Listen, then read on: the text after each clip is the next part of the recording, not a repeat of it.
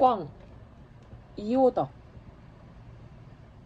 엄마, 정말 나 이제 학교 안 갈래요.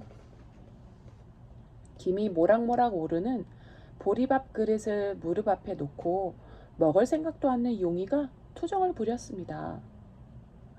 야가 또 이런다. 지발 어미소 그만 썩여라. 3년이나 다닌 학교를 그만두면 어쩔래? 순이 봐라. 글 한자도 모르제. 국민학교도 졸업 못하면 어쩌할라고. 순이는 뒷집에 있는 아이입니다. 작년에 학교에 입학했는데 하도 아이들이 곰보딱지라고 놀려서 한 달도 다니지 못하고 학교를 그만두었습니다. 그래서 순이는 요즘 아침밥만 먹으면 책 보퉁이 대신 학 바구니를 들고 혼자 들고 나갑니다. 냉이를 캐는 것입니다. 나도 이젠 4학년 됐잖아요. 남의 책 보퉁이만 메고 다니는 거 부끄럽다니까요. 글쎄, 그거 늘 하는 소리제. 그 말 좀 참아라. 아이고, 없는 기 원수지. 그 애들이 왜 그렇게 못 살게 하나. 어머니도 밥숟갈을 들 생각을 안 하시고 한숨을 쉬시더니 또 말을 이었습니다. 야야, 너 아버지 올해만 남의 일을 하면 그만두실 기다. 한 해만 참아라. 부디 한 해만. 용이는 아버지가 남의 집 머슴살이를 올해만 하면 그만두신다는 말에 귀가 번쩍 열렸습니다. 정말 그만둬요? 올해만 하고? 너 장래를 생각해서도 그만두시게 해야지. 남의 산전을 얻어서 죽을 먹더라도. 용이는 된장국에 보리밥을 말더니 단숨에 퍼먹고는 책 보퉁이를 허리에 둘러매고 일어났습니다. 올해만 참으면 된다. 용아, 빨리 나와. 바깥에서는 벌써 아이 하나가 기다리고 있었습니다. 마을 앞을 지났을 때는 여러 아이가 되었습니다. 야들아, 오늘은 우리 고개 위에서 참꽃 좀 꺾어가자. 아직 꽃도 안 폈을걸? 병에 꽂아두면 빨리 핀단다. 그래, 꺾어가자. 새 교실이 환하게. 모진 겨울을 이겨낸 보리들이 푸릇푸릇 살아난 밭둑길을 걸어가면서 아이들은 모두 어깨를 우쭐거리며 향토 예비군의 노래를 소리쳐 불렀습니다. 그러다가 산기슭을 돌아 고갯길에 올라섰을 때 그들은 모두 용이 밭 밑에 책 보퉁이를 던졌습니다. 3년 동안 용이 어깨에 매달려 재를 넘어가고 넘어오던 책 보퉁이들입니다. 용이 아버지가 같은 동네에서 머슴살이를 하고 있기 때문에 아이들은 모두 용이까지 남의 짐을 날라주어야 하는 것으로 생각하고 있는 것입니다. 자, 임마, 너 이제 4학년이 돼서 기운도 세졌잖아. 하나 더 날라라. 지금까지 같은 반의 아이들만 그렇게 하던 것이 오늘은 한 학년 위에 성인이까지도 따라와 이렇게 말하면서 커다란 책 보퉁이를 놓고 갑니다. 책 보퉁이는 용이 제 것까지 모두 7개나 되었습니다. 책 보퉁이를 용이에게 맡겨버린 아이들은 모두 소리치면서 산길을 달려 올라갔습니다. 올해만 참자. 용이는 언제나처럼 바위 밑에 가서 참나무 지게 작대기를 찾아와 책 보퉁이를 모두 깨어 달았습니다. 그러고는 어깨로 가운데를 메고 올라가기 시작했습니다. 아침 햇빛이 산 위에서 쫙 비쳐내렸습니다. 고갯마루까지는 산 허리를 3번이나 돌면서 올라가야 합니다. 더구나 오늘은 책 보퉁이가 모두 한 명씩 올라가서 그런지 굉장히 무겁습니다. 용이는 첫 구비를 돌아가기도 전에 마른 잔디 위에 앉아 쉬어야 했습니다. 이렇게 무거운 짐을 날마다 메고 올라가야 할 일을 생각하니 기가 막힙니다. 더구나 5학년에 성윤이까지 맡기기 시작했으니 이러다가 올해는 지게로 져다 날라야 할지 모릅니다. 이걸 어떻게 하나? 저 밑에서 따라 올라오던 2학년, 3학년 아이들이 모두 책 보퉁이를 허리에 둘러매고 용이를 앞질러 올라갑니다. 그 아이들은 용이를 돌아보면서 저희끼리 무엇이라 수군거렸습니다. 헤헤, 4학년이 됐다는 아이가 남의 책 보퉁이나 매다주고 참 못난 아이제. 모두 이런 말로 수군거리는 것 같았습니다. 뭐? 못난 아이라고? 용이는 화가 났습니다. 벌써 고개 위에 다 올라갔는지 아이들의 고함이 산 위에서 들려왔을 때 갑자기 용이는 눈앞에 있는 책 보퉁이들을 그냥 콱콱 짓밟아버리고 싶은 생각이 났습니다. 발밑에 돌멩이 하나가 밟혔습니다. 용이는 벌떡 일어나 그 돌멩이를 집어 힘껏 골짜기 아래로 던졌습니다. 돌멩이가 저 밑에 떨어지자 갑자기 온 산골을 뒤흔드는 소리를 치면서 커다란 뭉텅이 하나가 솟아올랐습니다. 꼬공 꼬공 푸두둑. 그것은 온 산골에 가라앉은 공기를 뒤흔들어 놓고 하늘을 날아오르는 정말 살아있는 생명의 소리였습니다. 야, 참 멋지다. 날개를 쫙 펴고 꽁지를 쭉 뻗고 아침 햇빛에 눈부신 모습으로 산을 넘어가는 꿩을 쳐다보는 용이의 온몸에 갑자기 어떤 힘이 마구 솟구쳤습니다. 용이는 그 자리에서 한번 훌쩍 뛰어 올라 보았습니다. 하늘에라도 날아오를 듯합니다. 용이는 발에 채는 책 보퉁이 하나를 집어들었습니다. 그리고 그것을 하늘 위로 던졌습니다. 휭! 공중에서 몇 바퀴 돌던 책 모퉁이가 퍽 소리를 내면서 골짜기에 떨어졌을 때 용이는 두 번째 책 보퉁이를 집어 던졌습니다. 또 하나, 또 하나. 마지막에 던진 작대기는 건너편 벼랑의 소나무 가지를 철썩 치도록 멀리 떨어졌습니다. 됐다. 용이는 이제 하늘이 탁 트이고 가슴이 시원해져서 저 건너 산을 보고 하하하 웃었습니다.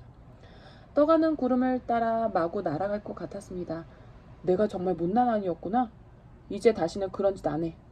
용이는 제 책 보퉁이만 허리에 둘러맸습니다.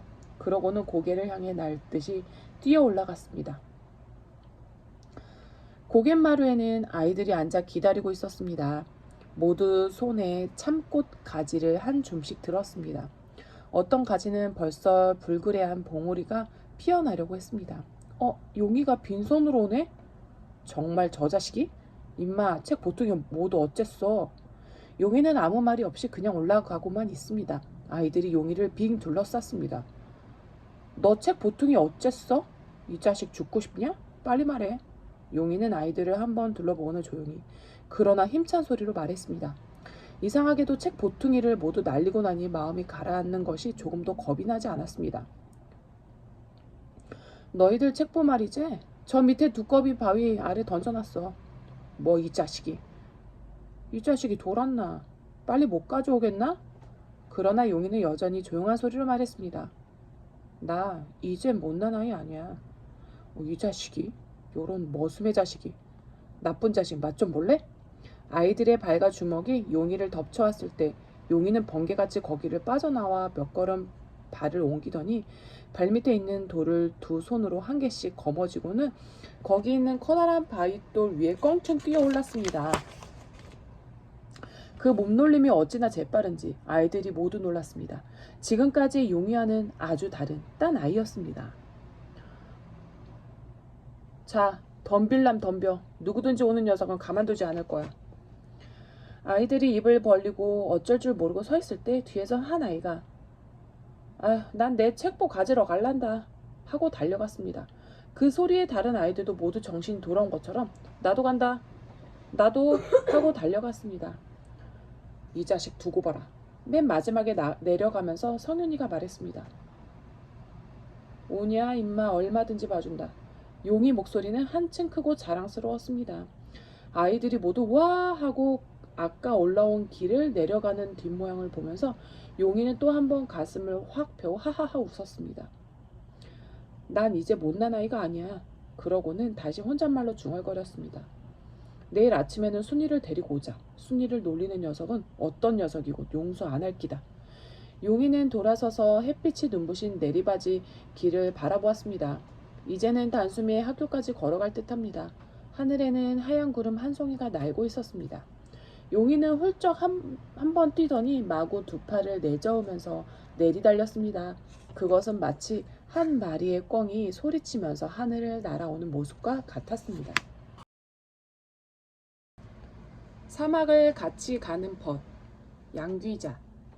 학창시절에는 유별나게도 학년이 바뀌고 반이 바뀌어 친구들과 뿔뿔이 흩어져야 하는 신학기가 싫었다. 마음으로 간절히 원했던 친구는 거의 언제나 다른 반으로 가버렸고 한 반이 되지 않기를 빌고 빌었던 친구는 어김없이 한 반으로 편성되곤 하는 불행 아닌 불행 앞에서 얼마나 많이 속상했는지 모른다. 그래서 학년이 바뀌고 처음 얼마 동안은 늘 마음을 잡지 못했다.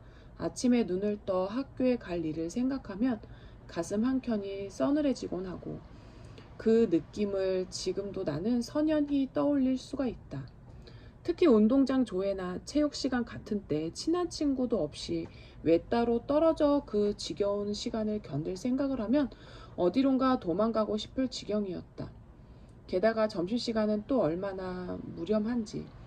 친하지도 않은 짝과 김치국물 흐른 도시락을 꺼내놓고 밥알 씹는 소리까지 서로 환히 들어가며 밥 먹을 생각을 하면 입맛도 달아나 버렸다. 그런데 다른 아이들은 그렇지 않은 것 같았다. 가만히 살펴보면 어느새 하나둘씩 친한 친구를 만들어 저희끼리 밥도 먹고 조회 시간에도 나란히 서서 다정하게 속살거리는데 그 속에서 혼자만 외톨이로 빙빙 돌고 있는 아이는 나 하나뿐인 것처럼 생각되곤 했다. 그 지독한 소외감은 물론 시간이 흐르면서 조금씩 나아지기는 했다. 여름방학을 할 때쯤이면 운동장 조회나 점심시간을 외롭게 하지 않을 단짝 한 명 정도는 발견하기 마련이니까 결국은 시간이 해결해 주기 마련이다. 그러나 역시 시간이 흐르면 신학기 또한 어김없이 다시 찾아오는 것이었다. 그러면 다시 이별과 탐색, 그리고 그 지독한 소외감에 시달리는 쓸쓸한 나날이 잊지도 않고 이어지는 것이었다. 이제는 반이 나뉘고 새로운 그부들한테서 실컷 낯설음을 맛봐야 하는 신학기 따위는 영영 내 곁에서 사라졌다. 그 대신 시기하고 미워하며 또는 빼앗고 속이는 황폐한 세상살이에 낯가림하며 사는 나날 속으로 내던져지고 말았다. 망망대해를 헤매는 듯한 인생의 항해는 신학기 잠시의 외로움을 극복하는 일 따위와는 비교도 할 수 없을 만큼 두려움 가득하고 힘들다. 삶은 고난투성이고 끝없는 인내를 요구하기만 하는데 그러나 홀로 헤치는 파도는 높고 거칠기만 한 것이다. 바로 이때 영혼을 함께 나눌 친구가 절실히 필요해진다.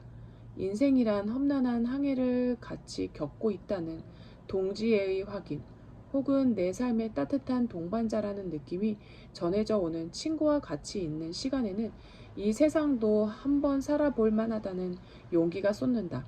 목소리만 듣고도 친구가 처해 있는 상황을 눈치채는 우정, 눈짓만 보아도 친구가 무엇을 원하는지 알아채는 우정, 그런 돈독한 우정을 상호간에 교환하고 있는 이들이라면 그렇다면 적어도 실패한 삶은 아니라고 단정할 수 있는 것이다. 살아가면서 그런 우정을 가꾸는 이들을 종종 만난다. 비록 나의 친구는 아니지만 그 모습을 보는 일은 참 아름답다. 언젠가 친구가 사업에 실패해서 낙향하여 쓸쓸히 살아가는 것을 안쓰러워하다 못해 자기도 다니던 직장을 정리하고 가족과 함께 시골로 내려가 친구 옆에서 땅을 일구는 사람을 만난 적이 있었다. 이미 결혼하여 각각의 식소를 이끌고 있는 두 사람한테는 참으로 어려운 결정이었겠지만 양쪽 집의 가족들 모두는 한결같이 이렇게 말하는 것이었다. 냉혹한 이 세상에 대항하기 위해 두 집이 힘을 합쳤으니 얼마나 든든하냐고. 누군가는 말했다. 친구 없이 사는 일만큼 무서운 사막은 없다고. 또 누군가는 말했다. 친구 없이 사는 것은 증인 없이 죽는 일이라고. 그 말들을 새기고 있으면 불현듯 마음이 찡해온다. 나는 지금 무서운 사막을 홀로 걷고 있는 것은 아닌지, 지금 내 삶의 의미를 설명해 줄 단 한 사람의 증인도 없이 마음을 닫고 살아가는 것은 아닌지. 하지만 우정은 상호간의 교류이다. 일방적인 행위가 결코 아닌 것이다. 말하자면 내가 먼저 쌓아야 할 탑이고 내가 밭을 경작해서 맺어야 할 열매인 것이다.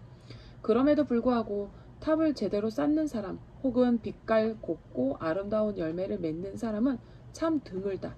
친구는 많지만 진정으로 벗이라 부를 만한 이는 몇이나 되는지 그것만이라도 한 번쯤 되새겨보며 살아야 하는 것 아닐까. 만화와 포장지도 예술이 되지. 전성수. 누구에게나 친숙한 소재를 활용한 작품을 팝 아트라고 해요. 팝 아트의 물결은 1960년대 초반부터 미국 미술계에 강하게 몰아칩니다. 그 전에는 추상표현주의라는 미술 사조가 유행했는데 작품을 보고 이해하기가 아주 어려웠다고 해요. 추상 표현주의의 작품에 고개를 갸웃거리던 사람들은 너무나 친숙한 소재를 활용한 팝 아트 작품을 보고 열광했지요. 상품의 포장지로 작품을 만들었던 앤디 워홀은 팝 아트의 교황으로 불렸어요. 워홀은 작품의 소재를 슈퍼마켓이나 대중 잡지에서 찾아 판화로 찍은 다음 반복해서 나열했습니다. 워홀이 사용했던 이미지 가운데에는 당시 가장 유명한 여배우였던 메릴린 먼로의 사진도 있습니다. 어디서나 쉽게 볼 수 있는 이미지가 작품으로 탈바꿈한 것을 보고 사람들은 신선한 충격을 받았어요. 늘 보던 것이지만 반복하거나 확대하니 새롭게 보였지요. 그동안 사람들은 미술이 심오한 활동이라는 생각을 하고 있었어요. 하지만 팝 아트 작가들의 생각은 달랐지요. 특히 월홀은 미술을 오락적인 상품과 다름없다고 말했어요. 그는 미술이 미술관에서 나와 일상생활 속으로 뛰어들어야 한다고 주장했습니다. 팝 아트의 또 다른 중요한 소재 가운데 하나가 만화예요. 여러분은 만화를 좋아하나요? 왜 좋아하나요? 아마 더 이해하기 쉽고 재미있고 빠르게 읽을 수 있는 등 여러 가지 이유가 있겠죠. 이유가 어찌됐든 우리는 만화를 친숙하게 여기고 좋아합니다. 이런 만화를 아주 크게 그려서 작품을 만들면 어떤 느낌이 들까요? 또 다른 팝 아트 작가인 리텐슈타인은 만화의 한 장면을 광고 게시판 크기로 크게 확대하여 표현했어요. 마냥 어렵게만 여기는 미술에 대한 생각에 도전한 것이지요. 너무나 익숙한 만화지만 크게 확대해서 보면 오히려 완전히 새롭게 보입니다. 마치 아기 공룡 둘리를 크게 그려서 작품으로 만든 것과 마찬가지예요. 그러면 둘리가 갑자기 낯설어 보이지 않겠어요?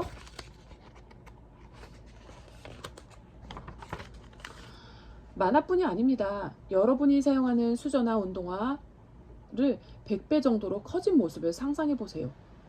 더는 익숙한 물건처럼 보이지 않을 거예요. 팝아트 작가 가운데 올덴버그라는 미술가는 우리가 즐겨 먹는 햄버거나 아이스크림을 크게 조각 작품으로 만들어서 관객들이 주변의 일상용품을 새롭게 볼 수 있도록 했답니다.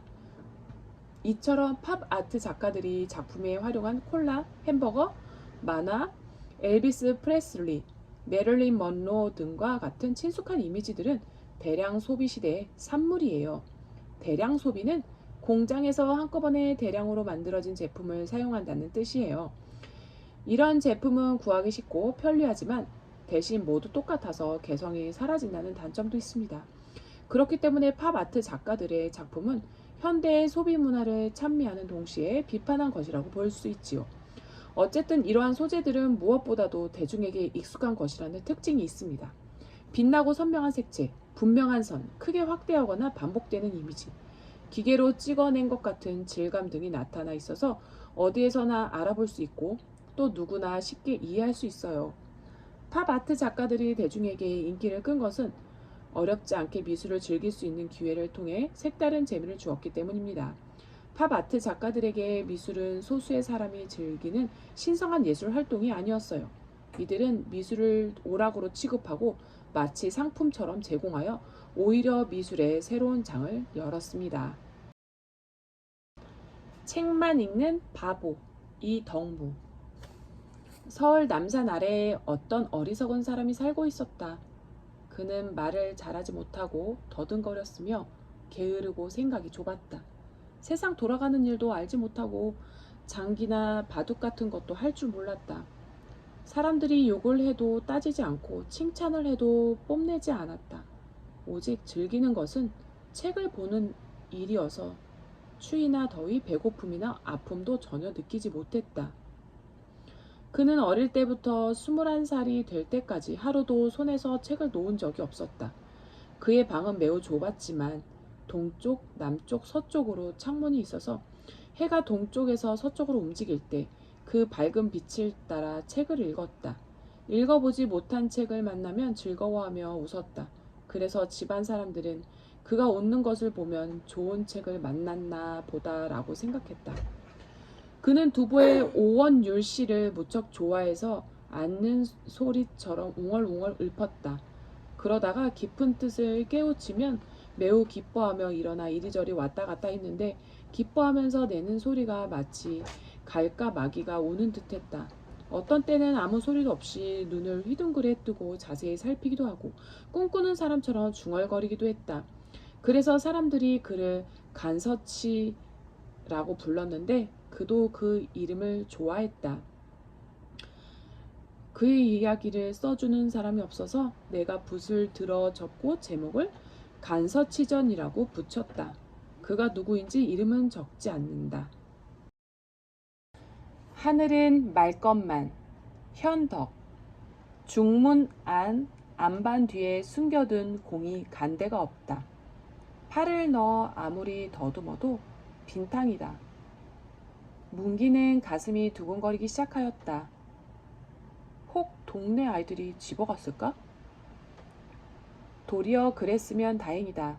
만일에 그 공이 숙모 손에 들어가기나 했으면 큰일이다. 문기는 아무 일 없는 태도로 전일과 다름없이 앞마당에서 화초분에 물을 준다. 그러면서 연해에 숙모의 눈치를 살핀다. 숙모는 부엌에서 저녁을 짓는다. 마루로 부엌으로 오르고 내릴 때 얼굴이 마주치는 것이나 문기는 자기를 보는 숙모 눈에 별다른 것이 없다 싶었다. 문기는 차츰 생각을 고친다. 필시 공은 거지나 동네 아이들이 집어갖기 쉽지. 그렇지 않으면 작은 어머니가 알고 가만히 있을 리가 있나. 조금 후 문기는 아랫방으로 내려갔다. 그리고 책상 서랍을 열어 보았을 때 문기는 좀 놀랐다. 서랍 속에 깊숙이 간직해둔 쌍안경이 보이질 않는다. 그것뿐이 아니다. 서랍 안에 뒤죽박죽이고 누가 손을 댔음이 분명하다. 이제 얼마 안 있으면 작은아버지가 회사에서 돌아오시겠지. 그리고 필시 일은 나고 말리라. 문기는 책상 앞에 돌아앉아 책을 펴들었다. 그러나 눈은 아물아물, 가슴은 두근두근, 도시 그리 익히지 않는다. 며칠 전 일이다. 문기는 저녁에 쓸 고기 한 근을 사오라고 숙모에게 지전 한 장을 받았다. 언제나 그맘때면 사람이 붐비는 삼거리 고깃간이다. 한참을 기다려서 문기 차례가 왔다. 문기는 지전을 내밀었다. 뚱뚱보 고깃간 주인은 그 돈을 받아 동구미에 넣고 천천히 고기를 베어 저울에 단 후 종이에 말아 내밀었다. 그리고 거스름돈으로 지전 9장과 그 위에 은전 몇 잎을 얹어 내주시는 것이 아닌가. 문기는 어리둥절하였다. 처음 그 돈을 숙모에게 받을 때와 고깃간 주인에게 내밀 때까지도 이런 짜리로만 알았던 것이다. 문기는 돈과 주인을 의심스레 쳐다보았다. 허나 그는 다음 사람의 고기를 베느라 분주하다. 문기는 주빗주빗하는 사이 사람에게 밀려 뒷줄로 나오고 말았다. 그러나 다시 생각하면 정말 숙모가 1원짜리를 준 것인지 아닌지 모르겠다. 아니라면 도리어 큰일이 아닌가. 하여튼 먼저 숙모에게 알아볼 일이었다. 문기는 집을 향해 돌아가면서도 연애 고개를 기웃거리며 그 일을 생각하였다. 내가 잘못 본 것인가? 고깃간 주인이 잘못 본 것인가 하고. 골목 모퉁이를 꺾어 돌아섰다. 서너 간 앞을 서서 동무 수만이가 간다. 문기는 쫓아가 그와 나란히 서며 너 집에 언제 가니? 인제 가니? 하고 어깨에 손을 걸고 이거 이상한 일 아니야? 뭐가 말이야? 고기 사러 갔는데 말이야. 난 1원짜리로 알고 냈는데 10원으로 거슬러 주니 말이야. 정말? 어디 봐. 문기는 손바닥을 펴 돈과 또 고기를 보였다. 수만이는 잠시 눈을 꿈벅꿈벅 무슨 궁리를 하는 듯 문기 얼굴을 보고 섰더니 너 이렇게 해봐라. 어떻게 말이야? 먼저 잔돈만 너희 작은 어머니에게 주거든. 그러고 어떻게? 그리고 아무 말 없거든 내게로 나와. 헐일 있으니. 무슨 헐일? 글쎄 그러고만 나와. 다 좋은 일이 있으니. 마침내 문기는 수만이가 이르는 대로 잔돈만 양복 주머니에서 꺼내놓았다. 숙모는 그 돈을 받아 2번 자세히 세어보고 주머니에 넣고는 아무 말 없이 돌아서 고기를 씻는다. 그래도 문기는 한동안 머뭇머뭇 눈치를 보다가 슬며시 밖으로 나갔다. 그리고 문 밖에 수만이가 이상한 웃음으로 그를 맞이했다. 수만이가 있다면 좋은 일이란 다른 것이 아니었다. 거리에서 보고 지내던 온갖 가지고 싶고 해보고 싶은 가지가지를 한번 모조리 돈으로 바꾸어 보자는 것이다. 그러나 문기는 돈을 쓰면 어떻게 되니? 염려 없어. 나 하는 대로만 해. 하고 머뭇거리는 문기 어깨에 팔을 걸고 수만이는 우쭐거리며 걸음을 옮긴다. 하긴 문기 역시 돈으로 바꾸고 싶은 것이 없지 않은 터. 그리고 수만이가 시키는 대로 하기만 하면 남이 할애서 하는 것이니까 어떻게 자기 책임은 없는 듯 싶었다. 그러고 수만이는 수만이대로 돈은 문기가 만든 돈, 나중에 무슨 일이 난다 하여도 자기 책임은 없으니까 또 안심이었다. 이래서 두 소녀는 마침내 손이 맞고 말았다. 그래도 으슥한 골목을 걸을 때는 알 수 없는 두려움에 가슴이 두근거렸으나 밝은 큰 행길로 나오자 차차 다른 기쁨으로 변했다. 길 좌우편 환한 상점 유리창 안에 온갖 쌍안경을 샀다. 만화책을 샀다. 그리고 활동사진 구경도 샀다. 다니며 이것저것 군것질도 했다. 그리고 그 나머지 돈으로 또 한 가지 즐거운 계획이 있었다. 조그만 환등 기계 한 틀을 사자는 것이다. 이것을 놀려 아이들에게 일전씩 받고 구경을 시킨다. 그리고 여기서 나오는 것으로 두고두고 용돈에 줄이지 않도록 하자는 계획이다. 하고 오늘 저녁부터 그 첫 착수를 하자는 약조였다. 그러나 이 즐거운 계획을 앞두고 이내 올 것은 오고 말았다. 안방에서 저녁상을 받고 있었던 삼촌은 문기를 불렀다. 2번, 3번 문기야 소리가 아랫방 창을 울린다. 방 안에서 문기는 못 들은 양 대답하지 않는다. 그러나 네 번째는 안방 미닫이를 열고 삼촌은 문기 아랫방이 없니? 대돌 위에 신이 놓여 있는데 없는 양 할 수 없다. 기어이 문기는 그 삼촌 앞에 나가 무릎을 꿇고 앉지 않을 수 없었다. 삼촌은 잠잠히 식사를 계속한다. 그 상 밑에 안반 뒤에 숨겨두었던 공이 와 있다. 상을 물릴 임시에 삼촌은 입을 열었다. 너 요새 학교에 매일 갔었니? 네. 삼촌은 상 밑에 그 공을 굴려내며 이거 웬 공이야? 수만이가 준 공이에요. 하고 삼촌은 무릎 밑에서 쌍안경을 꺼내 들었다. 이것도? 네. 수만이란 얼마나 돈을 잘 쓰는 아이인지 몰라도 이 공은 50전엔 좋겠구나. 이런 건 못 줘도 1원 넘겠구나. 그리고 삼촌은 수만이란 뭐 하는 집이야?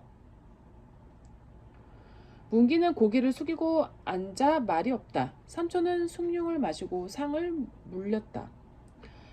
내 입으로 수만이가 줬다는 내 말이 옳겠지. 설마 내가 날 속이기야 하겠니.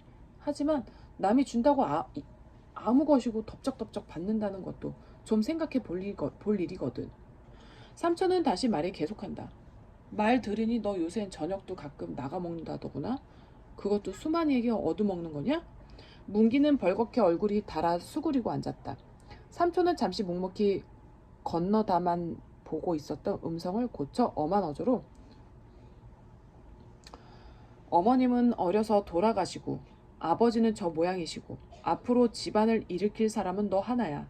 성실치 못한 아이들하고 얼려다니다 혹 나쁜 데 빠지거나 하면 첫째, 내 꼴은 뭐고 내 모양 뭐냐. 난 너 하나는 어디까지든지 공부도 시키고 사람을 만들어주려고 애쓰는데 너도 그 뜻을 받아주어야 사람이 아니냐? 그리고 삼촌은 어떻게 뒤뚝맘 한번 잘못 가졌다가 영 신세를 망치고 마는 얘를 이것저것 들어 말씀하고는 이후론 절대 이런 것 받아들이지 말라는 단단한 다짐을 받은 후 문기를 내보냈다. 문기는 아랫방에 내려와 혼자 되자 삼촌 앞에서보다 갑절 얼굴이 달아올랐다. 지금까지 될 수 있는 대로 생각지 않으려고 힘을 써오던 그 편에 정면으로 제 몸을 세워놓고 보지 않을 수 없었다. 그러자 자기라는 몸은 벌써 삼촌의 이른바 나쁜 데 빠지고 만 것이었다. 그야 자기는 수만이가 시켜서 한 일이니까 잘못이 없다는 것이지만 당초에 그것은 제 허물을 남에게 빌려는 얄미운 구실이 아니고 뭐냐. 그리고 문기는 이미 삼촌을 속였다.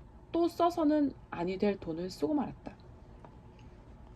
아, 일찍이 어머니를 여의고 아버지란 사람은 일상 천냥만냥하고 허한 소리만 하면서 남루한 주제에 거처가 없이 시골 서울로 돌아다니는 사람이고, 어려서부터 문기를 길러낸 사람이 삼촌이었다. 그리고 조카의 장래를 자기의 그것보다 더 중히 알고 염려하며 잘 되어주기를 바라는 삼촌이었다. 그 삼촌의 기대에 어그러지지 않는 인물이 되어 보겠다고 엊그제도 주먹을 쥐고 결심하던 문기가 아니냐. 생각할수록 낯이 뜨거워지는 일이다. 마침내 문기는 공과 쌍안경을 집어들고 문 밖으로 나갔다. 어둑어둑 저물어 가는 행길이다. 문기는 골목으로 들어갔었다. 대낮에 많은 사람 가운데서 꺼리낌 없이 가지고 놀던 그 공이 지금은 사람이 드문 골목 안에서도 남이 볼까 두려워졌다. 컴컴해질수록 더 허옇게 드러나 보이는 커다란 공을 처치하기에 곤란해 문기는 옆으로 꼈다. 뒤로 돌렸다 하며 사람의 눈을 피한다. 쌍안경이 든 불록한 주머니가 또 성하다. 골목 하나를 돌아서 나올 즈음 문기는 모르고 흘리는 것이냐 슬며시 쌍안경을 꺼내 길바닥에 떨어뜨렸다. 그리고 걸음을 빨리 건너편 골목으로 들어간다. 개천가 앞에 이르렀다. 거기서 문기는 커다란 공을 바지 앞에 품고 앉아서 길 가는 사람의 없기를 기다린다. 자전거가 가고 노인이 오는 동이 뜬 그 중간을 타서 문기는 허옇게 흐르는 물 위로 공을 던져버렸다. 이어 양복 안주머니에 간직해 두었던 나머지 돈을 꺼내 들었다. 그것도 마저 던져 버리려다가 문득 들었던 손을 멈춘다. 그리고 잠시 둥실둥실 물을 따라 떠나가는 공을 통쾌한 듯 바라보다가는 돌아서 걸음을 옮긴다. 문기는 삼거리 고깃간을 향해 갔다. 그리고 골목으로 돌아가 나머지 돈을 종이에 써서 담 너머로 그 집 앞마당을 향해 던졌다. 그제야 문기는 무거운 짐을 풀어놓은 듯 어깨가 거뜬했다. 아까 물 위에 둥실둥실 떠가던 그 공, 지금은 벌써 10리고 20리고 멀리 떠갔을 듯 싶은 그 공과 함께 문기는 자기의 허물도 멀리 사라져 깨끗이 벗어난 듯 속이 후련했다. 그리고 다시는 하고 문기는 2번 다시 그런 허물을 범하지 않겠다고 100번 다지며 집을 향해 돌아간다. 그러나 문기는 그것만으로는 도저히 자기 허물을 완전히 벗을 수 없었다. 그가 자기 집 어귀에 이르렀을 때 뜻하지 않는 것이 기다리고 있다 나타났다. 너 어디 갔다 오니? 하고 컴컴한 처마 밑에서 수만이가 튀어나오며 반긴다. 지금 너희 집에 다녀오는 길이다. 그리고 문기 어깨에 팔 하나를 들고 행길을 향해 돌아서며 어서 가자. 약조한 환등 틀을 사러 가자는 것이다. 극장 앞 장난감 가게에 있는 조그만 환등 틀을 오고 가는 길에 물건도 보고 금도 보아 두었던 것이다. 그리고 오늘 낮에도 보고 온 것만 수만이는 그새 팔리지 않았을까? 하고 걸음을 재촉한다. 문기는 생각 없이 몇 걸음 끌려가다가는 갑자기 그 팔을 내쳐내버리며 물러선다. 난 싫다. 수만이는 어리둥절해 쳐다본다. 뭐 말이야? 환등틀 사기 싫단 말이야? 난 이제 돈 가진 것이 없어. 뭐? 하고 수만이는 의외라는 듯 눈이 둥그레지다가는 금세 능청스러운 웃음을 지으며 너 혼자 두고 쓰잔 말이지? 그러지 말고 어서 가자. 정말 없어. 지금 고깃간 집 앞마당으로 던져주고 오는 길이야. 공도 쌍안경도 버리고. 하고 문기는 증거를 보이느라고 이쪽 저쪽 주머니를 털어보는 것이다. 수만이는 흥 하고 코 웃음을 친다. 누군 너만 못 약을 줄 아니? 그리고 연신 빈정댄다. 고깃간 집 마당으로 던졌다. 아주 핑계가 됐거든. 거짓말 아니야. 참말이야. 할 뿐 문기는 어떻게 변명할 줄을 몰라 쳐다보기만 하다가 고개를 떨어뜨리고 울상을 한다. 오늘 작은 아버지에게 막 꾸중 듣고 그리고 나도 이젠 그런 건 안 헐란다. 그리고 나하고 약조한 거 실행해야지. 싫으면 너는 빠져도 좋아. 그럼 돈만 일이네. 하고 턱 밑에 손을 내민다. 정말 없대도 그래. 수만이는 내밀었던 손으로 대뜸 멱살을 잡는다. 이게 그래도 느물거려? 이런 때 마침 기침을 하며 이웃집 사람이 골목으로 들어서자 수만이는 슬며시 물러선다. 그러나 내일은 안 만날 테야. 어디 두고 보자. 하고 피해가는 문기 등을 향해 소리쳤다. 이튿날 아침이다. 학교를 가는 길에 문기가 큰 행길로 나오자 맞은편 판장에 백묵으로 커다랗게 김문기는 하고 그 밑에 동그라미 셋을 쳐 동그라미 동그라미 했다 하고 써있다. 그리고 학교 어귀에 이르러 삼거리 자파상 빈지판에도 같은 것이 쓰여 있는 것이다. 문기는 이번에도 무춤하고 보다가는 얼른 모자를 벗어서 이름자만 지워버렸다. 그러는 것을 건너편 길 모퉁이에서 수만이가 일그러진 웃음으로 보고 있다. 그리고 문기가 앞으로 지나가자 왜 겁이 나니? 지우개? 하고 뒤를 오면서 작은 소리로 그래 정말 돈 너만 두고 쓸 테냐? 그럼 요건 약과다. 그리고 수만이는 추근추근하게 쫓아다니며 은근히 골렸다. 철봉틀 옆에 정신없이 선 문기를 불시에 다리 오금을 쳐 골탕을 먹게 하였다. 단거리 경주 연습을 하는 척 다른 박질을 하다가는 일부러 문기 앞으로 달려들어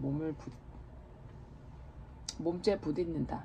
그리고 으슥한 곳에서 단둘이 만나는 때면 수만이는 너 내 맘대로만 하지 나도 내 맘대로 할 테다. 내 안 풍길 줄 아니? 풍길 테야 하고 손을 들어 꼽는다. 풍기기만 하면 첫째, 학교에서 쫓겨날 것이요. 둘째, 너희 집에서 쫓겨날 것이요.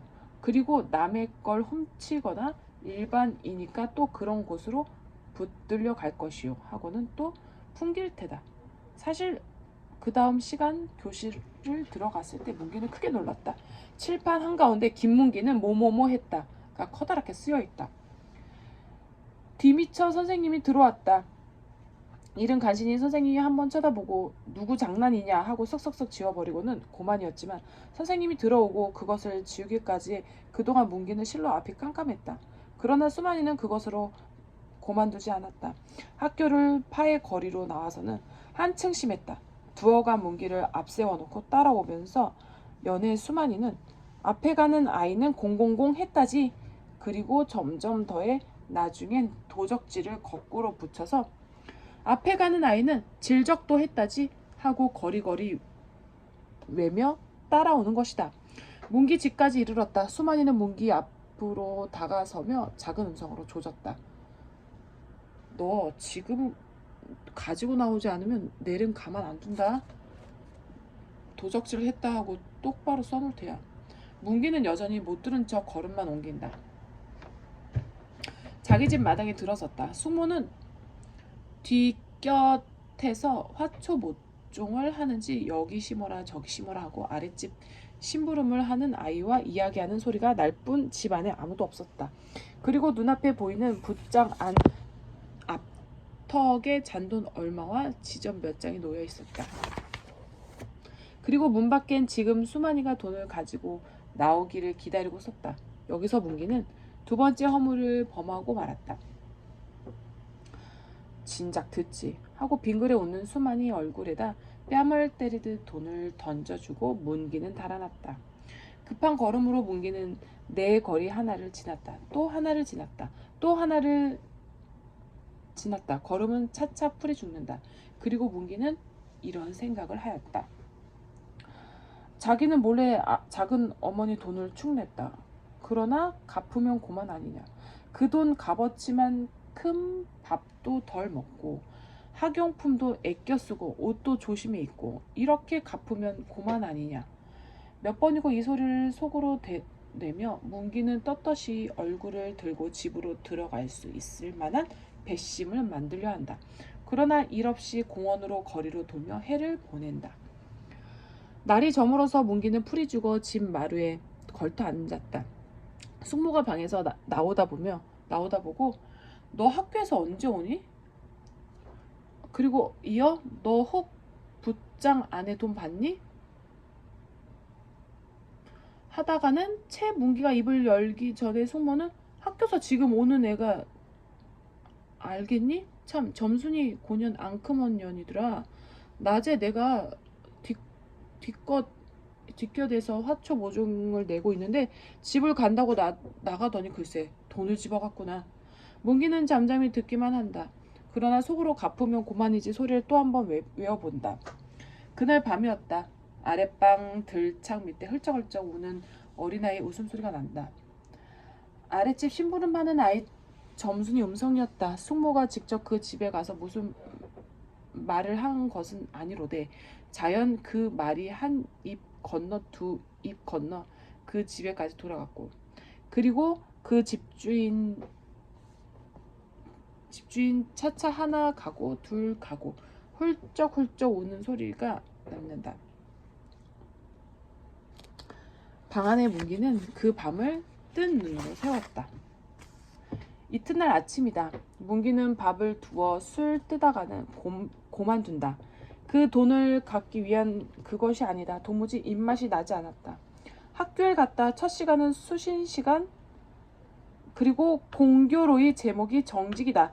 선생님은 뒷짐을 지고 교단 위를 왔다 갔다 하며 거짓이라는 것이 얼마나 악한 것이고 정직이 얼마나 귀중하고 중한 것인기를 누누이 말씀한다. 그리고 안경 쓴 선생님의 그 눈이 번쩍하고 문기 얼굴에 머물렀다. 각오한데 했다. 그럴 때마다 문기는 가슴이 뜨끔뜨끔해진다. 문기는 자기 한 사람에게만 들리기 위한 정직이요 수신 시간인 듯 싶었다. 그마치 선생님은 제 속을 다 들여다보고 하는 말인 듯 싶었다. 운동장에서도 문기는 풀이 없다. 사람 없는 교실 뒤 버드나무 옆 그런 데만 찾아다니며 고개를 숙이고 깊은 생각에 잠기거나 팔짱을 찌르고 왔다 갔다 하기도 하고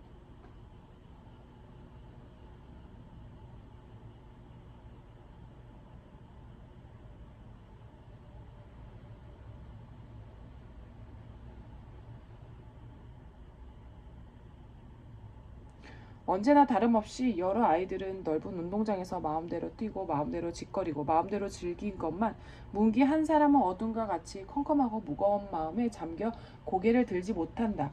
무엇보다도 문기는 전날처럼 맑은 하늘 아래에서 아무 거리낌 없이 즐길 수 있는 마음이 갖고 싶다.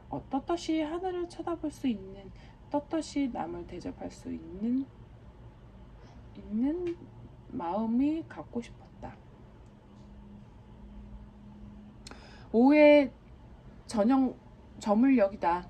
문기는 책보를 흔들흔들 고개를 숙이고 담임 선생님 집 앞을 왔다가는 무춤하고 섰다가 그대로 지나가고 한다. 세 번째는 드디어 그 집 문안을 들어서서 선생님을 찾았다. 선생님은 문기를 방 안으로 맞아들였다. 학교에서 볼 때 엄하고 딱딱하던 선생님은 의외로 부드러이 웃는 낯으로 문기를 대한다. 문기는 선생님 앞에 엎드려 모든 것을 자백할 결심이었다. 그런데 선생님의 부드러운 태도에 도리어 문기는 말문이 열리지 않았다.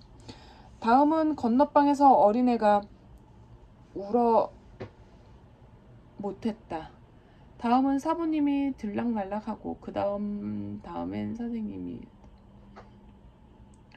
기어이 문기는 입을 열지 못한 채 물러나오고 말았다.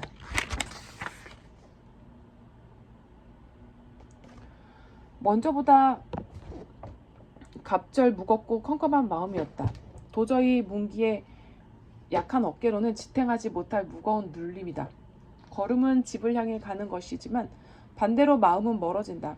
장차 집에 가서 대할 숙모가 두려웠고 삼촌이 두려웠고 더욱이 점순이가 두려웠다. 어느덧 걸음은 삼거리를 건너고 있었다.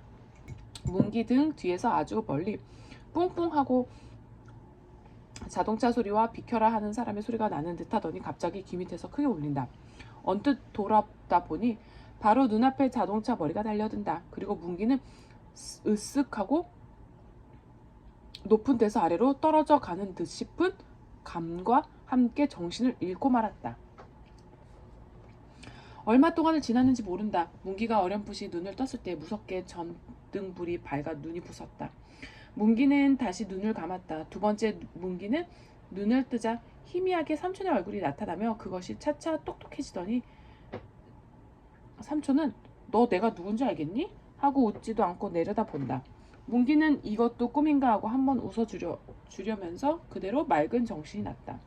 문기는 병원 침대 밑에 누워 있었다. 어디 아픈 데는 없으면서도 몸을 움직일 수는 없다. 삼촌은 금신스러운 얼굴로 내려다본다. 작은아버지 하고 문기는 입을 열었다. 그리고 저는 마땅히 받아야 할 벌을 받은 거예요.